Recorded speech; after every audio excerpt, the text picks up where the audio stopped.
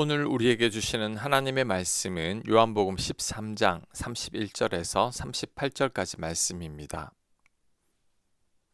31절 그가 나간 후에 예수께서 이르시되 지금 인자가 영광을 받았고 하나님도 인자로 말미암아 영광을 받으셨도다.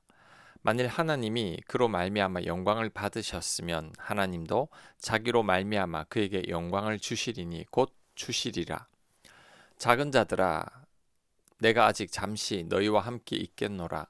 너희가 나를 찾을 것이나 일찍이 내가 유대인들에게 너희는 내가 가는 곳에 올 수 없다고 말한 것과 같이 지금 너희에게도 이르노라.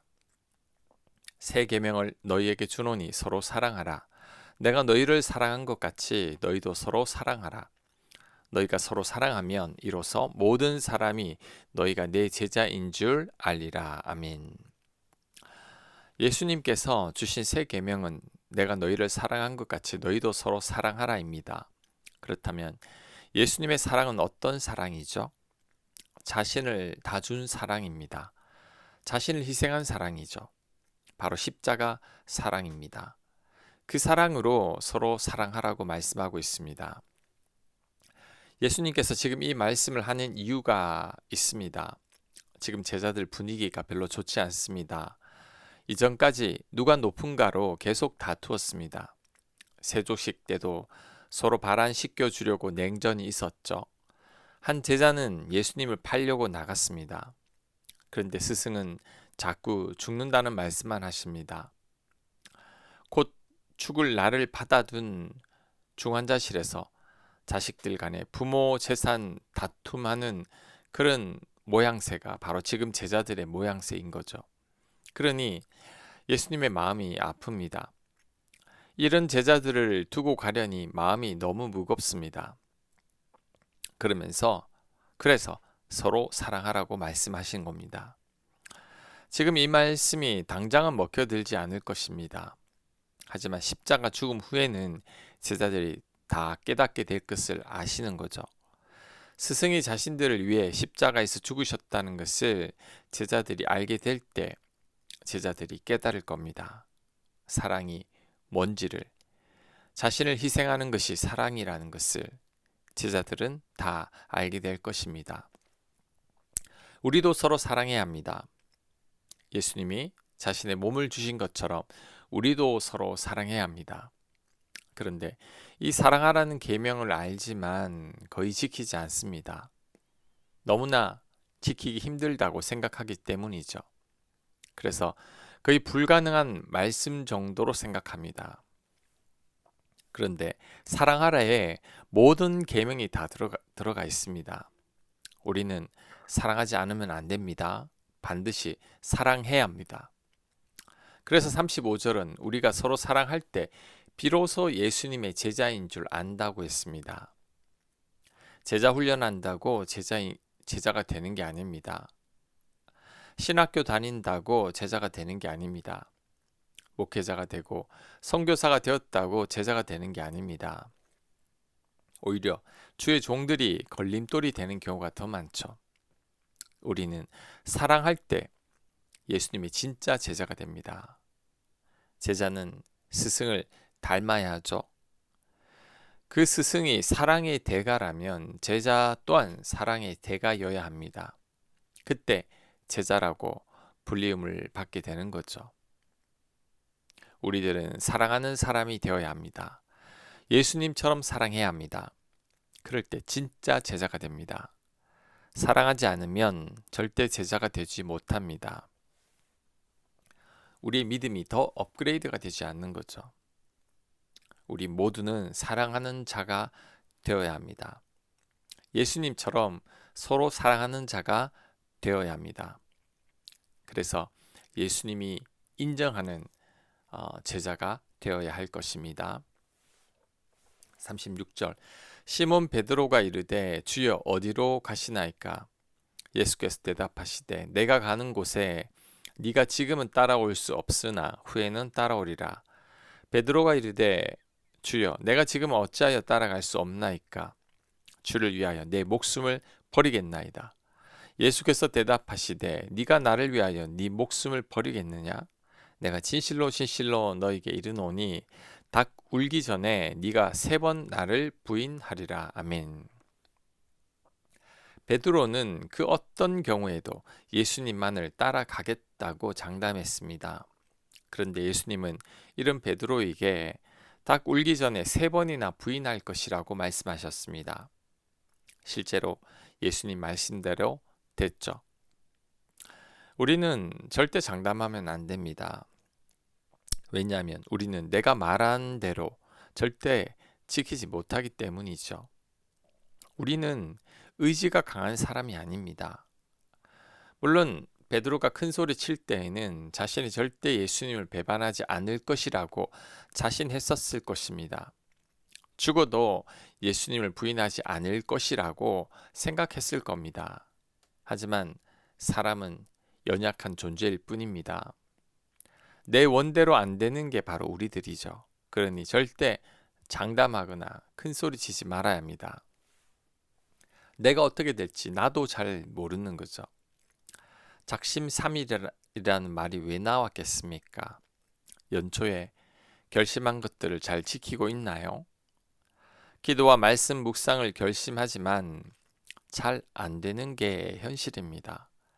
마음은 원이로되 내 몸이 말을 안 듣습니다. 그러니 아예 장담을 하지 말아야 합니다.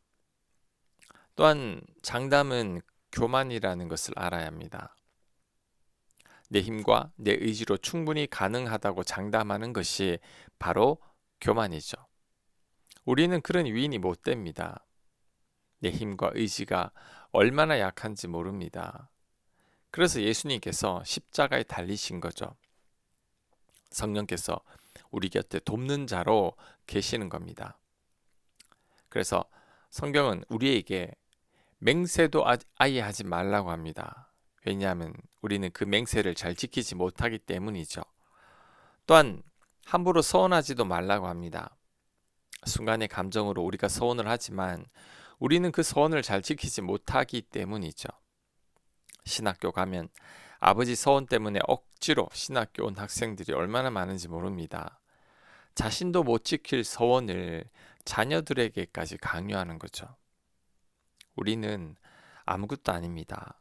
할 수 있는 게 별로 없습니다. 약하고 한계가 많은 것이 바로 우리들이죠.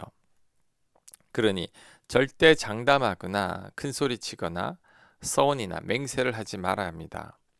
이런 삶이 하나님 앞에 겸손한 삶입니다. 세상에서 제일 믿을 수 없는 자가 바로 나 자신입니다. 나는 정말 아무것도 아님을 알아야 합니다. 스스로에 대해 처절하게 실망해 봐야 합니다. 나의 부족함과 한계로 인해 가슴을 치며 통곡해 봐야 합니다. 스스로의 모습에 치를 떨어 봐야 합니다. 부서지고 깨지고 박살이 나 봐야 하죠. 나나 벌레나 별반 다를 게 없음을 깨달아야 합니다. 그때 비로소 하나님이 보이기 시작합니다. 그때 서서히 하나님의 은혜가 밀려오기 시작합니다. 그리고 이때 예수님의 십자가가 보이기 시작합니다. 내가 아무것도 아님을 알지 못했을 때에는 십자가가 그냥 막연한 십자가였습니다. 십자가는 내가 손가락질하는 죄인들을 위한 십자가였을 뿐입니다. 나는 십자가가 절실히 필요할 만큼의 죄인이 아니기 때문이죠. 그런데 내가 아무것도 아님을 알게 되면 십자가가 정말 나를 위한 십자가임이 깨달아집니다. 나는 십자가 없이는 도저히 살아갈 수 없는 죄인이라는 것을 깨닫게 되죠. 예수님께서 인류의 죄를 위해 십자가에 못 박히신 게 아니라 바로 나 때문에 십자가에 못 박히셨다는 것이 깨달아지고 믿어지기 시작합니다. 이 벌레 같은 나 위에 주 보혈 흘렸네. 자, 이 찬송가의 찬송곡이 이 곡 때문에 눈물을 흘리게 되죠. 내가 벌레와 같은 자였음을 알았기 때문입니다.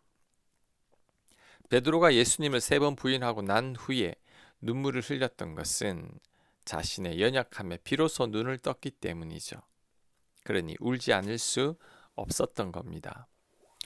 바울은 자신을 죄인 중에 괴수라고 말했죠. 나의 연약함을 깨닫게 되면 바울의 이 고백도 이해되기 시작합니다.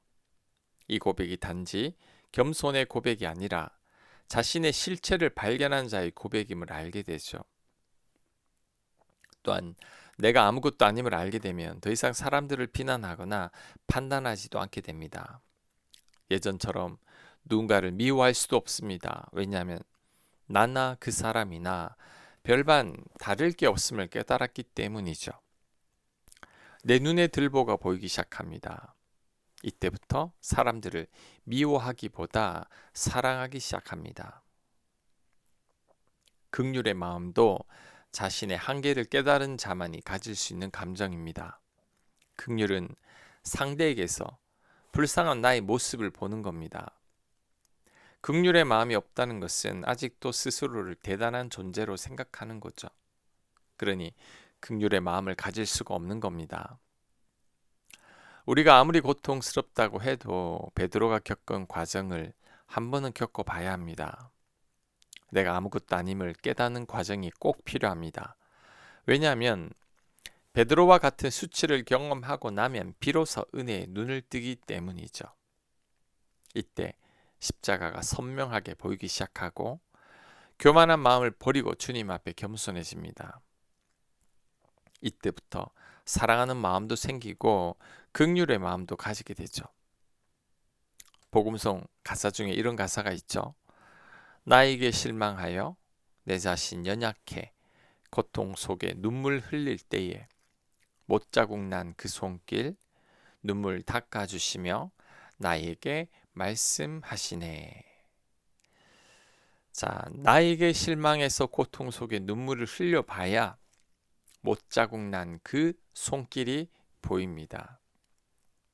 그리고 그때 내 눈물 닦아주시는 하나님 은혜에 눈을 뜨게 됩니다. 혹시 스스로에게 실망했습니까? 스스로를 자책하며 스스로에게 탄식하고 있습니까? 오히려 감사하십시오. 이제 은혜에 눈을 뜨게 된 겁니다. 하나님께서 특별히 쓰시고자 하는 사람은 반드시 이 과정을 겪습니다. 안 그러면 교만한 베드로와 같은 자가 되어서 하나님께 쓰임받지 못하기 때문이죠. 스스로가 잘나서 하나님 의지하지 않고 판단과 정죄와 미움만 가득하게 됩니다. 나는 정말 아무것도 아님을 알아야 합니다. 나는 십자가 은혜가 아니면 도저히 구원받을 수 없는 죄인임을 알아야 합니다. 베드로처럼 부서지고 깨져야 합니다. 그때 비로소 겸손히 하나님만을 바라보게 됩니다. 예수님처럼 우리 또한 사랑하는 자가 될 것입니다. 아멘. 하나님 앞에 완전히 무너지는 저희가 되게 하옵소서.